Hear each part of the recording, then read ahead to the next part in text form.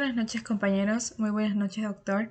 A continuación les hablaré y llevaremos a cabo esta disertación acerca del test de motivación. Primero, para comenzar esta disertación me gustaría empezar por una frase que llamó muchísimo mi atención mientras estábamos leyendo la sentencia. Nada es justo, a lo máximo que se pueda aspirar es a que sea lógico. La justicia es una rara enfermedad en un mundo, por lo demás, sano como un roble. Emitido por Carlos Ruiz Zafón. Esto nos hace pensar mucho acerca del tema que vamos a tratar, pues el núcleo básico del que parte toda esta sentencia es la lógica. A continuación abarcaremos ciertas preguntas acerca del test de motivación, en el cual la primera nos dice ¿qué es el test de motivación elaborado por la jurisprudencia de la Corte Constitucional del Ecuador y en qué consiste?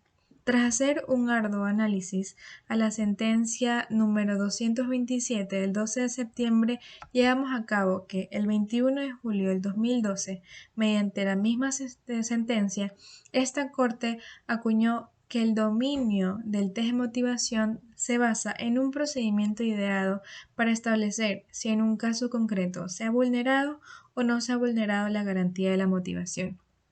Básicamente, este test consiste en verificar y analizar si una motivación bajo una serie de exámenes ha cumplido con los tres parámetros que voy a señalar a continuación. El primero es la razonabilidad, luego tenemos la lógica, del cual hemos hablado en la frase inicial, y la comprensibilidad. Muchas de las personas que van a ver este video van a ver muchas similitudes entre razonabilidad, lógica y comprensibilidad. Sin embargo, deben hacer un arduo análisis en que a partir de una sentencia emitida, a partir de la emisión de esta sentencia, se deben de cumplir estos tres parámetros. Caso contrario, no podrá ser llevada a cabo y analizada. De manera que, si se incumple alguno de los parámetros mencionados anteriormente, debe concluirse que la garantía de la motivación no fue aceptada, no fue cumplida.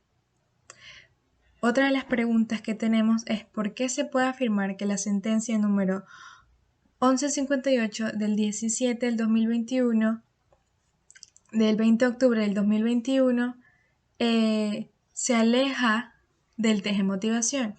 Bueno, como continúo diciendo, por todo lo expuesto, la Corte Constitucional se aleja de manera explícita en la sentencia y argumentada en el momento del juicio relativa al test de motivación, en primer lugar porque al usar el test de la manera en la que se usó, se asumieron que los parámetros de la razonabilidad, la lógica y la comprensibilidad configuran una lista exhaustiva, es decir, que fuera de ellos no había más pautas para evaluar si la garantía de la motivación había sido o no había sido vulnerada. Nos dice claramente en la sentencia. Sin embargo, la jurisprudencia reciente de la Corte muestra no solamente que algunos de estos parámetros estaban mal concebidos, sino que había pautas adicionales a las contempladas por el test. Y es más, abarca que en el futuro es posible que la dinámica jurisprudencial se desarrolle otras maneras. Y en segundo lugar, mencionaba que cuando a un órgano jurisdiccional le compete establecer si en un caso concreto se ha vulnerado la garantía de la motivación, aquel no tiene el deber de usar ninguna lista de control con la que auditar la totalidad de la motivación de un acto del poder público. Lo que debe hacer este órgano jurisdiccional es examinar la parte de la motivación acusada, ¿ya? Y si se incumplió o no se incumplió la garantía de la motivación por las razones específicamente esgrimidas por el cargo formulado por la parte procesal, ¿ya? De esta manera se enfoca específicamente y explícitamente que el cargo formulado por la parte procesal no se llevó a cabo y así se resuelven los problemas jurídicos del presente caso. ¿Ya? Y es la manera que la Corte Constitucional resuelve actualmente las causas sometidas a su conocimiento. Y para terminar, la última de las preguntas que llevaremos a cabo es cuáles son las tipologías de deficiencias motivacionales que se establecen en la sentencia número 1158 de la Corte Constitucional del Ecuador del 20 de octubre del 2021. Y bueno, al principio de esta explicación nosotros hablamos de 3 sustantivos que debe llevar una sentencia. Sin embargo, ahora hablaremos de 3 más, que son la incoherencia, la incongruencia y la incomprensibilidad.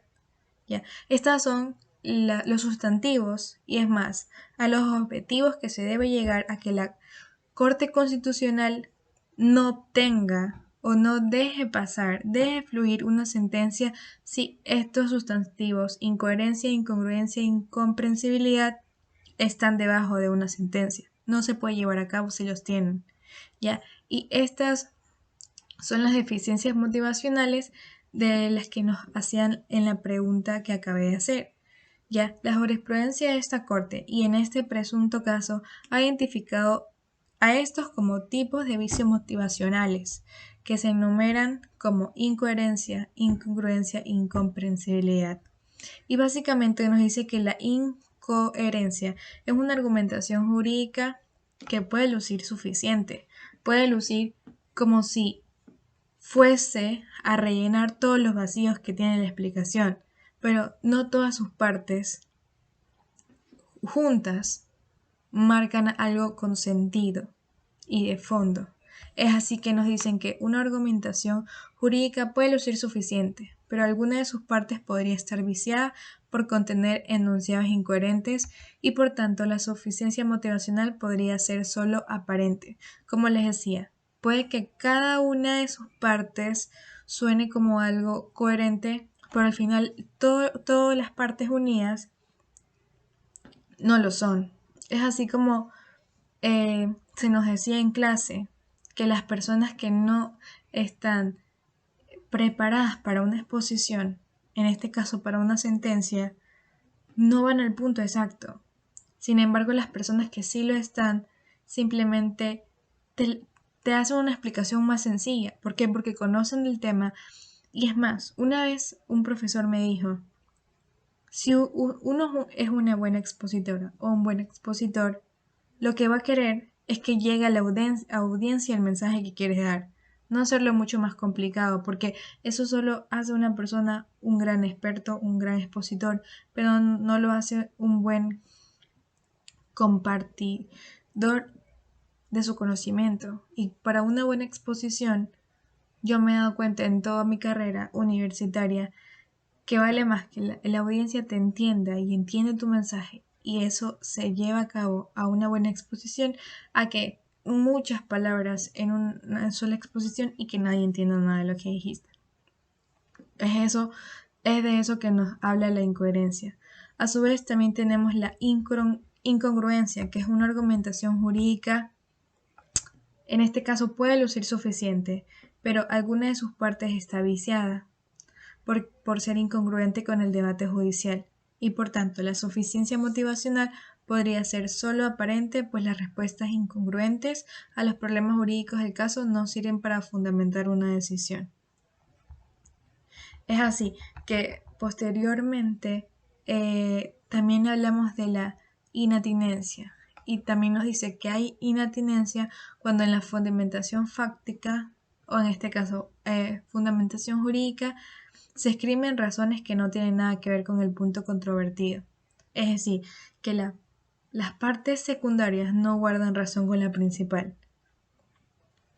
Es así que, vuelvo a repetir, los sustantivos que no deben, es más, que no deben de estar en las sentencias, en una argumentación, incluso en una conversación, son incoherencia, incongruencia e incomprensibilidad. Y me gustaría terminar esta disertación volviendo a repetir la frase de Carlos Ruiz Zafón: nada es justo, a lo máximo que se puede aspirar es a que sea lógico. La justicia es una rara enfermedad en un mundo por lo demás sano como un roble. Frase emitida por Carlos Ruiz Zafón. Muchísimas gracias. Tengan buen día.